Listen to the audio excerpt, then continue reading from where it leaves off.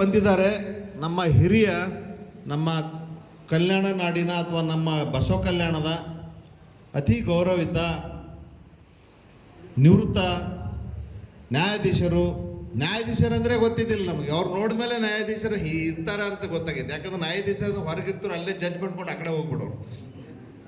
ಆದರೆ ನ್ಯಾಯಾಧೀಶರು ನಮ್ಮ ಪಕ್ಕದಾಗೆ ನಮ್ಮೂರವರೇ ಒಬ್ಬ ನ್ಯಾಯಾಧೀಶರು ಅಂದ್ರೆ ನಮಗೂ ನ್ಯಾಯಾಧೀಶರು ಹೆಂಗೂ ಇರ್ತಾರೆ ಅನ್ನೋದು ನೋಡಿದ್ವಿ. ಅವಾಗ ನಾವು ಸಣ್ಣವ್ರು ಇದ್ದೀವಿ. ಅವ್ರ ಮದುವೆಯಾಗ ನಾವೆಲ್ಲ ಚಡ್ಡಿ ಹಾಕೊಂಡು ಓಡಾಡಿದ್ದೀವಿ. ನಮ್ಮ ಮನೆ ಮುಂದೆ ಮದುವೆ ಆಗ್ಯದ. ಬಸ್ ಬೇಲೂರು ಅವರು ಮನೆಯವರು ನಮ್ಮ ಕಜಿನ್ ಸಿಸ್ಟ್ರೇ ಆಗ್ಬೇಕು. ಆ ಥರ ಹಲಿಗೆ ಅವ್ರ ಮನೆ ನಮ್ಮ ಬೇಲೂರದಾಗ ಬಸವನ ಗುಡಿ ಒಳಗೆ ಅವ್ರ ಮದುವೆ ಆಗಿದೆ. ಗುಡಿ ಎದುರು ಅವರ ನನ್ನ ಜೊತೆ ಈಗ ಸೇರಿಕೊಂಡು ಈ ಸಮಾರಂಭದಲ್ಲಿ ಈ ಒಂದು ಸ್ಟೇಜನ್ನು ಹಂಚ್ಕೊಂಡಿದ್ದಾರಲ್ಲ, ಅದು ನಂಗೆ ಭಾಳ ಖುಷಿ ತಂದಿದೆ. ಅವರಿಗೋಸ್ಕರ ಒಂದು ಚಪ್ಪಾಳೆ ಇರಲಿ. ಅದರಂತೆ ಇನ್ನಿತರ ನಮ್ಮ ಬೇಲೂರಿನವರೇ ಭಾಳ ಕಾಣಾಕತ್ತಾರೆ ಇಲ್ಲಿ. ಇವ್ರು ಯಾಕೆ ಜಾಸ್ತಿ ಬಂದಾರ ಗೊತ್ತಿಲ್ಲ. ಸನ್ಮಾನ ಮಾಡ್ಕೊಂಡಿದ್ದಾರೆ. ಒಬ್ಬರು ಇದ್ದಾರೆ, ನಮ್ಮ ಕವಳೆಯವರು ಇದ್ದಾರೆ. ಏನಂದರೆ ಸಾಮಾನ್ಯವಾಗಿ ಬೇಲೂರಿನವ್ರು ಕಾಣಲ್ಲ. ಎಲ್ಲರ ಹುಡುಪೆಟ್ಟು ನಡೀತಂದ್ರೆ ಅಲ್ಲಿರ್ತಾರೆ ಬೇಲೂರು. ಬಸ್ ತುಂಬ್ಕೊಂಡು ಬಂದು ಹೊಡಿತಿದ್ರು. ಈಗ ಹೆಂಗಿದ್ರೆ ಗೊತ್ತಿಲ್ಲ. ಕಲ್ಯಾಣದಾಗ ಎಲ್ಲಾದರೂ ಒಂದೆಲ್ಲ ಹುಡುಪೆಟ್ಟು ನಡೆದ್ರೆ ಬಸ್ ತುಂಬ್ಕೊಂಡು ಬಂದು ನಡಿ ಒಂದು ಟೆಂಪೋ ಕಟ್ಕೊಂಡು ನಡಿ, ನನ್ನ ಮಕ್ಕಳು ನೋಡಾರಂತೆ. ಕೊಡ್ಡಿ ಬಡಿಗೆ ಎಲ್ಲ ಲೈನ್ ಹಾಕಿಬಿಟ್ಟು ನಮ್ಮ ನಾಗಳೆ ಸಾಹೇಬ್ರಿಗೆ ಗೊತ್ತಿದೆ. ಗುರುಗಳಿಗೆ ಭಾಳ ಗೊತ್ತಿರ್ಲಿಕ್ಕಿಲ್ಲ.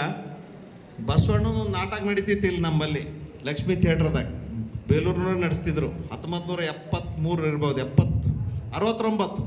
ಆವಾಗ ಒಬ್ಬರು ಟಿಕೆಟ್ ಇಲ್ಲದೆ ಒಳಗೆ ಹೋಯ್ತಿಲ್ಲ. ಬೇಲೂರಿನವ್ರು ಅಂಜಿಕೆಯಿಂದ ಒಬ್ಬ ಯಾರೋ ಹೋಗಿದ್ದ ಅವ್ನಿಗೆ ಹೊರಗೆ ತಂದು ಹೊಡಿದ್ರು. ಆಮೇಲೆ ಯಾರು ಗೇಟ್ದಾಗ ಯಾರೂ ಇದ್ದಿಲ್ಲ ನೋಡ್ರಿ, ಎಲ್ಲ ಟಿಕೆಟ್ ತೊಗೊಂಡು ಹೋಯ್ತಾರೆ. ಆ ಅಂಜಿಕೆ ಇತ್ತು. ಹಂಗೆ ಈ ಕವಳೆಯವರು ಸನ್ಮಾನ ತೊಗೊಂಡಿದ್ದಾರೆ. ನಮ್ಮ ಬೇಲೂರಿನವ್ರು ಇದ್ದು ಅವರಿಗೂ ನಮ್ಮ ಜೊತೆ ಸನ್ಮಾನ ಮಾಡಿದ್ದಾರೆ. ಅದೇ ಥರ ಸಿದ್ದರಾಮ್ ಕಾಮಣ್ಣವ್ರು ಇನ್ನೊಬ್ಬರು ಬೇಲೂರಿನವರು, ತಾಲೂಕಾ ಪಂಚಾಯತ್. ಇವರೆಲ್ಲ ಸಾಧಕರು, ನಮ್ಮ ಊರಿನ ಸಾಧಕರು. ಆಮೇಲೆ ನಮ್ಮ ಈ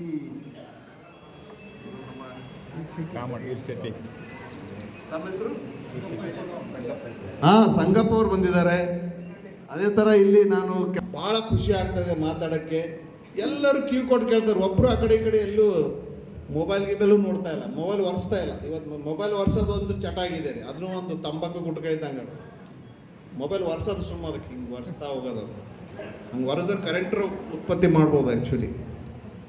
ಅಂಥ ಒಂದು ಸನ್ನಿವೇಶದಲ್ಲಿ ಎರಡೇ ಮಾತಾಡ್ತೀನಿ. ಇದು ಬಸವ ಕಲ್ಯಾಣ ಶರಣರ ನಾಡು. ನಾನು ಇಲ್ಲೇ ಹುಟ್ಟು ಇಲ್ಲೇ ಬೆಳೆದಿದ್ದೀನಿ. ನನಗೆ ಸನ್ಮಾನ ಮಾಡಿದಿರಿ.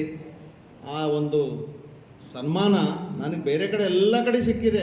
ನಾ ಹೇಳ್ತೀನಿ, ನನಗೆ ಭಾಳಷ್ಟು ಸನ್ಮಾನಗಳು ನನಗೆ ದಾವಣಗೆರೆ, ಚಿತ್ರದುರ್ಗ, ಹಾವೇರಿ, ಶಿವಮೊಗ್ಗ, ಯಡಿಯೂರಪ್ಪವ್ರು ನನಗೆ ಒಂದು ಸರಸ್ವತಿ ಮೂರ್ತಿ ಕೊಟ್ಟು ಒಂದು ಸ್ಕೀಮನ್ನು 2 ವರ್ಷದಲ್ಲಿ ಮಾಡಂದಿರು. ನಾನು 1 ವರ್ಷದಲ್ಲಿ ಮಾಡಿದ್ದಕ್ಕೆ ಕರೆಸಿ ಸರಸ್ವತಿ ಮೂರ್ತಿ ಕೊಟ್ಟು ಅವ್ರು ಹೇಳಿದರು, ನಾನು ಯಾವ ಆಫೀಸರ್ಗಳು ಸನ್ಮಾನ ಮಾಡಿದಲ್ಲ, ಇದು ಒಬ್ಬೇ ಆಫೀಸರ್ಗೆ ಮಾಡಿದ್ದೀನಿ ಅಂತ. ನಾನು ಲೈಫಲ್ಲೇ ಒಬ್ಬ ಆಫೀಸರ್ಗೆ ಮಾಡಿದ್ದೀನಿ ಅಂದರೆ ಇವ್ರಿಗೆ ಮಾಡಿದ್ದೀನಿ ಅಂತಂದರು. ಅವ್ರ ಕಾನ್ಶಿಯನ್ಸಿಯಲ್ಲಿ ಅಕ್ಕಮಾದಿ ಹುಟ್ಟೂರಾದಂಥ ಉಡುತಡಿಯಲ್ಲಿ ಒಂದು ಸ್ಕೀಮ್ ಮಾಡಿದ್ದೀವಿ. ಹುಡ್ಗೋಣಿ ತಾಳಗುಂದ ಅಕ್ಕಮಾದಿ ಹುಟ್ಟೂರು, ಅದು ಅಭಿವೃದ್ಧಿ ಮಾಡಿದ್ದೀವಿ 44 ಕೋಟಿಯಲ್ಲಿ. ಅಕ್ಕಿ ಮನೆ, ಅವ್ರ ಅಪ್ಪನ ಮನೆ, ಗಂಡೊಂದೇನು ಕೌಶಿಕ್ ಮಹಾರಾಜಂದು ಎಲ್ಲನೂ ನಾವೊಂದು ಅಭಿವೃದ್ಧಿ ಮಾಡಿದ್ದೇವೆ.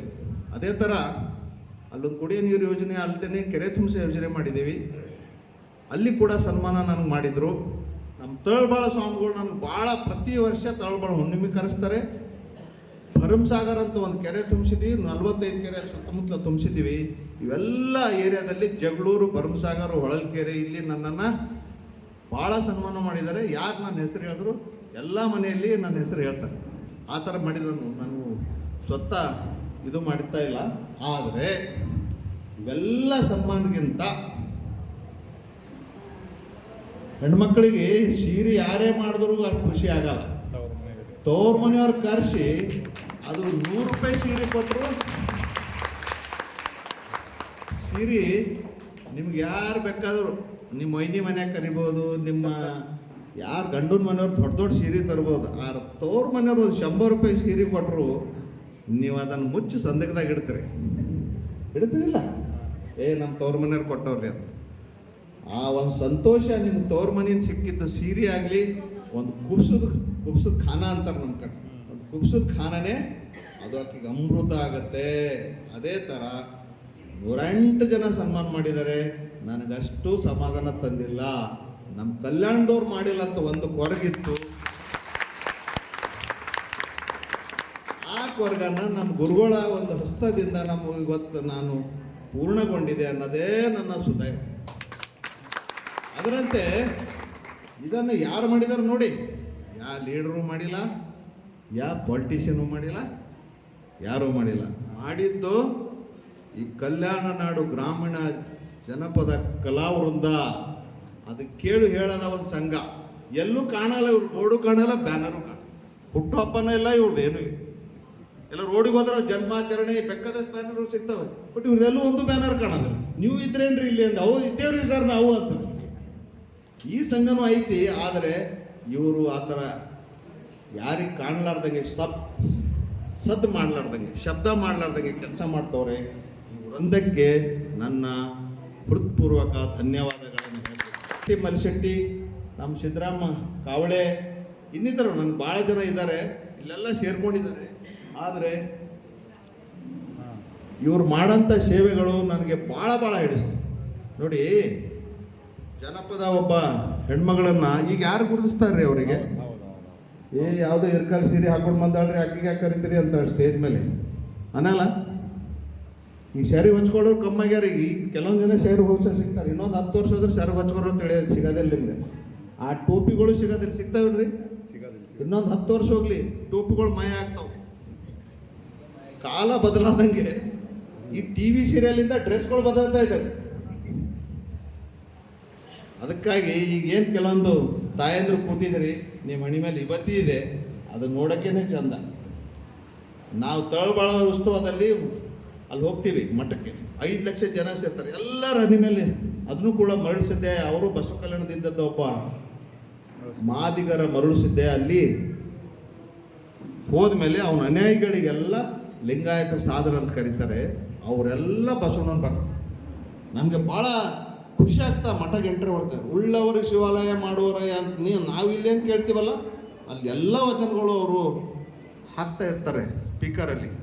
ಅಂಥ ಒಂದು ತಮ್ಮ ಈ ಮಠದ ಬಗ್ಗೆ ಅಥವಾ ಈ ಒಂದು ಕಾರ್ಯಕ್ರಮ ಬಗ್ಗೆ ಇಟ್ಕೊಂತ ಒಂದು ಕಾಳಜಿಯಿಂದ ತಾವು ಬಂದಿದ್ದೀರಿ.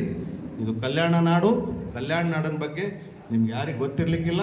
ಈ ನಾಡು ಅಷ್ಟು ಸಣ್ಣದಲ್ಲ. ಕೆಲವೊಂದು ಜನರಿಗೆ ಕಲ್ಯಾಣ ಕರ್ನಾಟಕ ಅಂತ ಯಾಕೆ ಹೆಸರಿಟ್ರಂದರೆ, ದಾವಣಗೆರೆಯಲ್ಲಿ ಯಾರಿಗೆ ಗೊತ್ತಿಲ್ಲ. ಕಲ್ಯಾಣ ಅಂದರೆ ಅದನ್ನು ಬಸವನ ಭಾಗ್ಯ ಇದ್ರಾಗಲ್ರಿ, ಬಿಜಾಪುರ ಜಿಲ್ಲೆದಾಗ ಅದು ಅದೇನ್ರಿ ಅಂತ. ಅಲ್ಲಿಲ್ರಿ, ಅದು ಹುಟ್ಟಿದ್ದು ಬಸವಣ್ಣ. ಅಲ್ಲಿ ಬಸವಣ್ಣಲ್ಲಿ ಕ್ರಾಂತಿ ಮಾಡಿ ಸಮಾಜವನ್ನು ಮೇಲ ಕೆಳಗೆ ಮಾಡಿ ಅಲ್ಲಾಡಿಸಿ ಬಂದಿದ್ದು ಏರಿಯಾ ಅಂತ. ಅಂಥ ಒಂದು ಕಲ್ಯಾಣ ಅದು ಯಾರಿಗೆ ಗೊತ್ತಿಲ್ಲರಿ. ಇದು ದುರದೃಷ್ಟಕರ. ಕಲ್ಯಾಣ ಅಂದ್ರೆ ಗೊತ್ತಿಲ್ಲ. ಈ ಕಲ್ಯಾಣ ಕರ್ನಾಟಕ ಯಾಕೆ ಹೆಸರಿಟ್ರು ಅಂದರೆ, ಸಮಾಜ ಕಲ್ಯಾಣ ಇಲಾಖೆ ಇಲ್ಲ, ಹಂಗೆ ಅಭಿವೃದ್ಧಿ ಆಗಲಿ ಅಂತ ಇಟ್ಟರು ಅಂತ ಹೇಳ್ತಾರೆ.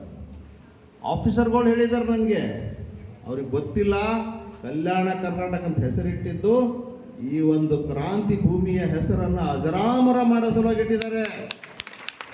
ಯಾರಿಗೆ ಗೊತ್ತಿಲ್ಲ ಇದು. ಏನು ಮಾಡೋಣ ಇದನ್ನು? ನಾವು ಗಂಟ್ಲು ಹರ್ಕೊಂಡು ಹೇಳ್ಬೇಕಂತ ಅಷ್ಟೇ ನಮ್ಮ ಕೋಪ ಬರ್ತದೆ. ಇಂಥ ಒಂದು ಕ್ರಾಂತಿ ಭೂಮಿ, ಇಂಥ ಒಂದು ಕ್ರಾಂತಿ ಭೂಮಿ ಹೆಸರು ಎಲ್ಲ ಕಡೆ ಹೋಗಿಲ್ಲ. ಈ ಕ್ರಾಂತಿ ಭೂಮಿ ಹೆಸರು ಅಷ್ಟು ಸಣ್ಣದಲ್ರಿ. ಬಸವಣ್ಣನಕ್ಕಿಂತ ಮೊದಲು ವಿಕ್ರಮಾದಿತ್ಯ ಇದ್ದಲ್ಲ, 6ನೇ ವಿಕ್ರಮಾದಿತ್ಯ. ಕಲ್ಯಾಣ ಒಡೆಯುವ ದಕ್ಷಿಣ ಭಾರತ ಅಪ್ ಟು ನರ್ಮದಾವರೆಗೆ ರಾಜಧಾನಿ ಇತ್ತದು ವಿಕ್ರಮಾದಿತ್ಯ 6ನೇ ವಿಕ್ರಮಾದಿತ್ಯ ಪೀರಿಯಡಲ್ಲಿ. 1050, 58, 90ರವರೆಗೆ ವಿಕ್ರಮಾದಿತ್ಯ 50 ವರ್ಷ ಇಲ್ಲಿ ಅರ್ಧ ಭಾರತನ್ನ ಕಲ್ಯಾಣಿಂದ ಆಳ್ತಿದ್ರು. ಗೊತ್ತಿದೆ ನಿಮಗೆ? 6ನೇ ವಿಕ್ರಮಾದಿತ್ಯ ಅಂಥೇಳಿ, 6ನೇ ವಿಕ್ರಮಾದಿತ್ಯನ ಮಗನೇ ಬಿಜ್ಜಳ. ಬಿಜ್ಜಳ ಇಲ್ಲಿನವಲ್ಲ, ಮಧ್ಯಪ್ರದೇಶ ತ್ರಿಪುರಿಯವ. ಬಟ್ ಇಲ್ಲಿ ನಮ್ಮ ಒಂದು ಕಲ್ಯಾಣದಲ್ಲಿ ಇರ್ತದ ರಾಜ 6ನೇ ವಿಕ್ರಮಾದಿತ್ಯ. ಎಂಥ ಬಲಾಢ್ಯ ರಾಜ ಇದ್ದಂದರೆ ಅವನ ಹೆಸರು ಎಷ್ಟು ಕೀರ್ತಿ ಇತ್ತಂದರೆ, ಕಲ್ಯಾಣ ಬಗ್ಗೆ 2 ಮಾತು ಹೇಳಿ ಮುಗಿಸ್ತೀನಿ. ಅವನು ಬಿಲ್ಲಣ್ಣ ಅಂತ, ಬಸವಣ್ಣನಕ್ಕಿಂತ ಮೊದಲೇ ಬಿಲ್ಲಣ್ಣ ಅಂತ ಒಬ್ರು ಬಂದಿದ್ರು. ಹೇಳ್ಬೋದಾ? ಹೇಳಿ ಸರ್. ಬಿಲ್ಲಣ್ಣ ಅಂತೇಳಿ ಒಬ್ರು ಕಾಶ್ಮೀರ ಪಂಡಿತ ಅವನು ಕರ್ನಾಟಕ ಅಲ್ಲ, ಭಾರತ ಅಲ್ಲ, ಇಡೀ ಜಗತ್ತಿನಲ್ಲಿ ಸಂಸ್ಕೃತಿನಲ್ಲಿ ಅತಿ ಉನ್ನತವಾದಂಥ ಒಬ್ಬ ಕವಿ. ಅವನು ಎಲ್ಲ ಅವನ ಪೋಯಮ್ಗಳು, ಕವಿತೆಗಳು 60-70 ಎಲ್ಲ ದೇಶದ ಭಾಷೆಗಳಲ್ಲಿ ಟ್ರಾನ್ಸ್ಲೇಟ್ ಆಗಿವೆ, ನಾಟಕ ಆಗಿವೆ. ಅಂಥ ಒಬ್ಬ ಕವಿ ಅವನೇನು ಮಾಡ್ದ, ಕಾಶ್ಮೀರ ರಾಜನ ಹೆಂಡತಿಗೆ ಮಗಳಿಗೆ ಪ್ರೇಮ ಮಾಡ್ತಾನೆ. ಲವ್ ಮಾಡಿದ ಕೂಡಲೇ ರಾಜ ಗೊತ್ತಾಗಿ ಇವ ಬ್ರಾಹ್ಮಣ, ಗೊತ್ತಾಗಿ ಇವನಿಗೆ ಜೇಲ್ದಾಗ ಹಾಕೋಣ. ಜೇಲ್ದಾಗ ಒಂದು ಪದ್ಯ ಬರೀತಾನೆ, ಚೌರ ಪಂಚಾಕಿಕ ಅಂತ, ಚೌರ ಪಂಚಾಸಿಕ ಅಂತ. ಅದು ಸಂಸ್ಕೃತದಲ್ಲಿ ಬರೀ 54 ಲೈನ್ ಇದೆ, 50ಕ್ಕೆ ಲೈನ್ ಇದೆ. ಅದನ್ನು ತೋದ್ಮೇಲೆ ಅವನಿಗೆ ಜೈಲಿಂದ ಬಿಡುಗಡೆ ಆಗುತ್ತೆ. ಬಿಡುಗಡೆ ಆದಮೇಲೆ ಹೊಡ್ತಾನೆ. ಸಂಸ್ಕೃತದಲ್ಲಿ ಬರಿಬೇಕಂತ ಭಾಳ ಇರ್ತದೆ. ಯಾರ ರಾಜನ ಹತ್ರ ಹೋಗಿ ಬರೀಲಿ ಅಂತ ಪೂರ್ಣ ಇಂಡಿಯಾ ಭಾರತ ಹೋಗ್ತಾನೆ. ಎಲ್ಲಿಂದ ಕಾಶ್ಮೀರ ಹಿಡಿದು ಮಧುರೈ, ರಾಮೇಶ್ವರಂವರೆಗೆ ಹೋಗ್ತಾನೆ ನಡ್ಕೊಂಡು. ಎಲ್ಲೂ ರಾಜ ಯಾವ ಯೋಗ್ಯ ರಾಜ ಕಾಣಲ್ಲ, ಯೋಗ್ಯ ಊರು ಕಾಣಲ್ಲ. ಅವನಿಗೆ ಯಾರೇನು ನಾವು ಒಳ್ಳೆ ಒಂದು ಕವಿತೆ ಬರಿಬೇಕಂತಾನೆ. ಆದರೆ ಕಲ್ಯಾಣ ಘಾಟ್ ಹಾಗೆ ಹೋಗ್ತಾನೆ. ಬರುವಾಗ ಅವನಿಗೆ ಅನ್ಸುತ್ತೆ ಇಷ್ಟೆಲ್ಲ ಯೂಸ್ಲೆಸ್, ಕೆಲ್ಸಕ್ಕೆ ಬಾರ್ದು ರಾಜನ ಮುಂದೆ ಒಬ್ಬ ರಾಜ ನನಗೆ ಭಾಳ ಚೆನ್ನಾಗಿ ಕಾಣ್ತಾ ಇದ್ದಾನೆ ಅಂತ ಮತ್ತೆ ವಾಪಸ್ ಇಲ್ಲಿಗೆ ಬರ್ತಾನೆ. ಕಲ್ಯಾಣಕ್ಕೆ ಬರ್ತಾನೆ. ಹೇಳ್ರಿ, ಕಲ್ಯಾಣ ಬಂದ ಕೂಡಲೇ ಗುರುಗಳೇ, ಕಲ್ಯಾಣ ಬಂದ್ಮೇಲೆ ಅವನಂತಾನೆ ವಿಕ್ರಮಾದಿತ್ಯನ ಹತ್ರ ಬಂದು, ಪ್ರಭುಗಳೇ, ನಾನೆಲ್ಲ ಪೂರ್ಣ ದೇಶ ಸುತ್ತ ಬಂದಿದ್ದೀನಿ, ನಿಮ್ಮಂಥ ರಾಜ ನಾನು ನೋಡಿಲ್ಲ, ನಾನು ಇಲ್ಲೇ ಉಳಿದು ನಿಮ್ಮ ಬಗ್ಗೆ ಬರಿತೀನಿ ಅಂದಾಗ ಅವನಿಗೆ ಒಂದು ವಿದ್ಯಾಪತಿ ಒಂದು ಪ್ರಶಸ್ತಿ ಕೊಡ್ತಾರೆ ಇವರು. ಎಂಥ ಒಂದು ಬುಕ್ ಬರೀತಾನಂದರೆ ವಿಕ್ರಮಾಂಕ ದೇವಚರಿತ ಅಂತೇಳಿ, ಭಾರಿ ಚೇಸ್ಟ್ ಸಂಸ್ಕೃತಿ, ಪ್ಯೂರ್ ಸಂಸ್ಕೃತಿ. ಅದು ಇವತ್ತೇನಾದರೂ ನಮ್ಮ ಕಲ್ಯಾಣ ಹೆಸರು ಬರಬೇಕಂದ್ರೆ ಬಿಲ್ಲಣ್ಣ ಆ ಒಂದು ಸಂಸ್ಕೃತ ಬುಕ್ಕನ್ನು ಬರೆದಿದ್ದಕ್ಕೆ ಡೆಲ್ಲಿಯಲ್ಲೆಲ್ಲ ಬುಕ್ಕಿನ ಬಗ್ಗೆನೇ ಎಲ್ಲರೂ ವಿಮರ್ಶೆಗಳು ಮಾಡಿದ್ದಾರೆ. 144 ಭಾಷೆಗಳಲ್ಲಿ ಅದನ್ನು ಟ್ರಾನ್ಸ್ಲೇಟ್ ಆಗಿದೆ.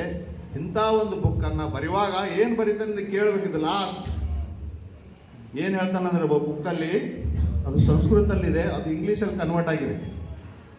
ಅದನ್ನು ಇಂಗ್ಲೀಷಲ್ಲಿ ಟ್ರಾನ್ಸ್ಲೇಟ್ ಮಾಡಿದ್ದಾರೆ 1944 ಒಬ್ಬರು ಎಡ್ವಿನ್ ಅರ್ನಾಲ್ಡ್ ಅಂತ ಒಬ್ಬ ಇಂಗ್ಲೀಷ್ ಲಂಡನ್ನಲ್ಲಿ ಅದನ್ನು ಟ್ರಾನ್ಸ್ಲೇಟ್ ಮಾಡಿದ್ದಾನೆ. ಇಲ್ಲಿ ಬಂದಿಲ್ಲ, ಅಲ್ಲೇ ಕೂತ್ಕೊಂಡು ಸಂಸ್ಕೃತ ಇಂಗ್ಲೀಷ್ ಮಾಡಿದ್ದಾನೆ. ಎಡ್ವಿನ್ ಅರ್ನಾಲ್ಡ್ ಅಂತ ಏನು ಹೇಳ್ತಾನಂದ್ರೆ, ಆ ಇಂಗ್ಲೀಷ್ ವರ್ಷನ್ ನೀವು ಓದಬೇಕು. ಏನು ಹೇಳ್ತಾನಂದ್ರೆ, ಕಲ್ಯಾಣದಂಥ ದೇಶನೇ ನೋಡಿಲ್ಲ, ಈ ಜಗತ್ತಿನ ಕಲ್ಯಾಣದಂಥ ದೇಶ ಇಲ್ಲ, ಕಲ್ಯಾಣದಂಥ ಪಟ್ಟಣ ಇಲ್ಲ, ಕಲ್ಯಾಣದಂಥ ಒಳ್ಳೆ ಜನರೇ ಇಲ್ಲ, ಕಲ್ಯಾಣದಂಥ ಸಂಸ್ಕೃತಿನೇ ಇಲ್ಲ, ಕೊನೆಯದಾಗಿ ಕಲ್ಯಾಣದಂಥ ರಾಜ್ಯ ವಿಕ್ರಮಾದಿತ್ಯನಂಥ ರಾಜನೇ ಇಲ್ಲ ಅಂದ್ಬಿಟ್ಟು. ಅದನ್ನು ಓದ್ತಾ ಇದ್ರೆ ನಮ್ಮ ಮೈ ರೋಮಾಂಚಕ ಆಗ್ತದೆ. ನಮ್ಮ ಕಲ್ಯಾಣ ಬಗ್ಗೆ ಇಷ್ಟು ಡೀಪಾಗಿ ಒಬ್ಬ ಕಾಶ್ಮೀರ್ ಕವಿ ಬರ್ದಿದ್ದನ್ನ ಲಂಡನ್ನಲ್ಲಿ ಯಾವನೊಬ್ಬ ಟ್ರಾನ್ಸ್ಲೇಟ್ ಮಾಡಿದ್ದಾರೆ. ಇದು ಯಾರಿಗೆ ಗೊತ್ತಿದೆ? ಕಲ್ಯಾಣ ಅಂದ್ರೆ ಏನು ತಿಳ್ಕೊಂಡಿದ್ರಿ? ಯಾರಿಗೆ ಗೊತ್ತಿಲ್ಲ. ಅಂಥ ಒಂದು ಶರಣರ ನಾಡಲ್ಲಿ ಮತ್ತು ಬಸವಣ್ಣ ಯಾಕೆ ಬಂದರು, ಶರಣರಲ್ಲಿ ಯಾಕೆ ಬಂದರು, ಒಂದು ಹಿಂದೆ ಹಿಸ್ಟ್ರಿ ಇತ್ತು, ಇತಿಹಾಸ ಇತ್ತು. ಇದೊಂದು ಪವರ್ ಸೆಂಟರ್ ಇತ್ತು. ಈಗಲೂ ಕಲ್ಯಾಣ ಆ ಥರ ಒಂದು ಪವರ್ ಸೆಂಟರ್ ಆಗ್ಬೇಕನ್ನೋದು ಒಂದೇ ಒಂದು ನನ್ನ ಆಸೆ. ಇದು ಪವರ್ ಸೆಂಟರ್ ಆಗಿಲ್ಲ ಅಂದರೂ ಇದು ಒಂದು ವಿದ್ಯಾ ಕೇಂದ್ರ ಆಗಬೇಕು.